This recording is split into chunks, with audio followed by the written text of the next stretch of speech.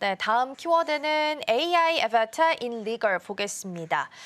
최근 미국에서 있었던 법정 이야기를 좀 해볼 텐데요. 제롬 듀왈드라는 인물이 있었고, 이 사람이 이제 전 고용주와 법정에서 이제 분쟁을 좀 벌이게 됐었는데, 여기서 이제 스스로를 변호하면서 사전에 녹화를 했던 AI 영상을 좀 틀었다라고 합니다. 그런데 영상에 나왔던 인물이 진짜 본인의 모습이 아니라 AI를 통해 만들어진 아바타 모습이라서 논란이 좀 되고 있는데요. 이후 판사가 이에 대해서 질책을 좀 했고 이후에는 판사에게 사과 편지를 보내면서 불안감 때문에 말을 더듬는 습관이 있어서 AI를 썼다라고 해명을 했다라고 합니다. 간단하게 사건을 일단 제가 요약을 좀 해봤는데 이 사건이 갖는 의미는 어떤 건가요? 사실 겉으로 보이는 단순한 AI 기술을 이용해서 이제 법정의 예절처럼 보일 수 있겠지만 사실은 디지털 기술과 이제 사법 충돌, 더 나아가서는 이제 AI 시대의 신뢰와 이제 진실처럼 개념 자체가 이제 시험하는 사건이 아닌가라는 생각이 듭니다. 법정은 사실은 전통적으로 이제 진술사의 육성과 표정, 감정 이런 것들을 신빙성을 판단하는 자리인데 이분은 사실 AI처럼 사람처럼 보이는 게 이제 사람이 아니지 않습니까? 이제 아나운서님께서는 이게 이제 어떻게 판단하세요? 이게 맞는 것 같으세요? 어떤 것 같으세요? 근데 미리 사전에 고지를 하는 건 네. 맞다고 생각해요. 고지를 하면 되는 것 같으세요?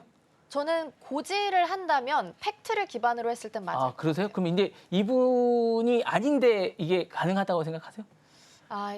그치만 본인을 닮은 AI니까 일단 저는 가능하지 않아요. 본인을 닮으면 괜찮다고 네. 보세요? 그러세요?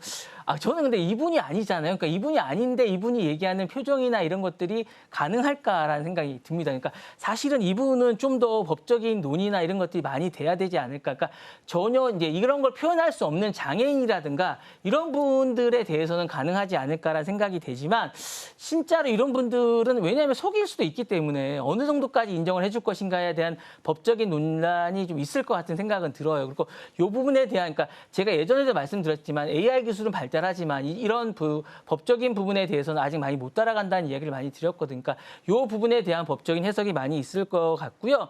그다음에 AI는 보조 기술인가 대리인인가에 대한 기준이 필요성이 좀 있을 것 같아요. 그러니까 이분에 대한 말더듬이 보안 도구였다고 주장을 하지만 법원은 이를 진실성과 외양의 이제 괴리로 받아들였어요. 그러니까 이 부분에 대한 이야기가 아직도 많이 논란이 되고 있습니다. 그래서 단순히 AI를 썼느냐 문제가 아니라 AI가 사람을 대신할 수 있느냐, 법적인 주체인가, 그리고 보조 수단에 불가능인가 하는 경계선이 아직도 논란이 많이 되고 있습니다.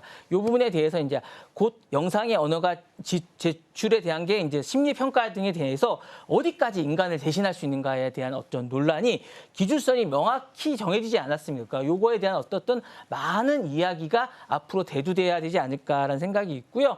AI가 법정에서 어쨌든 신뢰를 훼손한다든가 반대로 진입할 수 있다라는 이 부분에 대해서 판사가 이제 사전에 고지했다면 과연 이게 불안 장애를 보완할 수 있는 인정할 수 있는 여지가 이제 가능한가? 이 부분도 얼마만큼 할 수 있는가라는 부분도 이제 우리가 이제 앞으로 이제 얼마 이제 할 수 있는 부분도 이제 해야 될 것 같은 생각이 있고요. 법정을 기만할 수 있느냐는 부분도 어떻게 해야 이제 기만을 할 수 있느냐, 하지 않느냐는 부분도 이제 이제 앞으로 어떻게 해석을 해야 될지도 이제 우리가 이제 해야 될 것 같고요. 사전 고시 없이 가짜 얼굴을 사용했다는 부분도 어떻게 이제 해석해야 될지도 우리가 판단하는 부분도 해야 될 것 같고요. AI가 사기와 이제 기만의 도구를 악용할 위험도 있지만 장애와 표현의 어려움을 보완하는 수단도 쓸 수 있다는 양명성도 동시에 보완할 수 있기 때문에 이 부분도 어떻게 해석해야 될지도 이제 우리가 이제 앞으로 이제 해결해야 될 부분이 아닌가라는 생각도 듭니다. 그리고 이제 향후 이제 법정과 행정기관에서 디지털 아바타에 대한 사용 기준의 논의가 불을 붙이지 않을까라는 생각도 들기 때문에 장애인과 이제 보조 기술에서의 AI 그리고 이제 증언과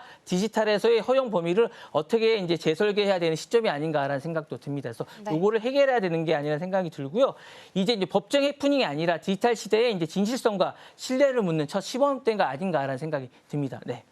네, 저는 개인적으로 이제 법정에서도 AI를 사용하는 날이 머지않아 네. 올 거라는 생각은 좀 드는데 말씀해 주신 것처럼 뒤에 이제 법적인 부분들 제도적으로 좀 정비가 마련이 될 필요는 있어 보입니다. 어쨌든 제롬 듀왈드 사건을 통해서 봤을 때는 AI 시대에 있어서 시민권이랑 사법 절차가 어디까지 허용될지 이 부분이 가장 중요한 포인트가 될 것 같은데요. 앞으로 법정에서 이 AI를 사용하기 위해서 그리고 법적 자격에 대해서는 어떤 해석이 좀 내려지게 될까요? 만약에 저는 이제 이거 때문에 생각을 좀 해봤는데요.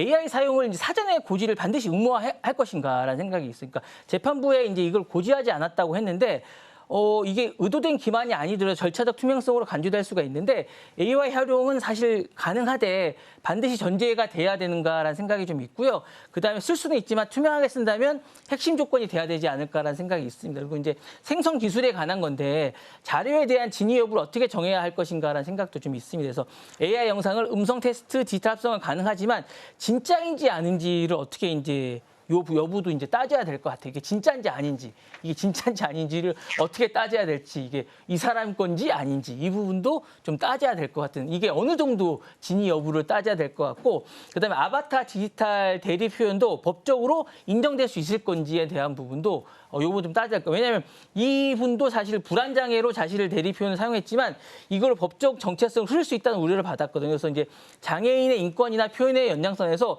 디지털 아바타 진술권이 일정 조건 하에서 허용할 수 있을 거에 대한 부분도 어느 정도까지 인정할 수 있을지에 대해서 이 부분을 이제 엄격하게 요구해야 되지 않을까라는 생각이 들면서 이 부분에 대해서 이제 경계선을 어느 정도까지 해야 될지에 대한 부분을 명확하게 해야 되지 않을까라는 생각이 듭니다. 네. 네, 이제는 AI 산업이 어디까지 확장을 되는가라는 부분에 있어서는 일단 법적인 부분까지도 드러나고 있다라는 부분 점검해봤습니다.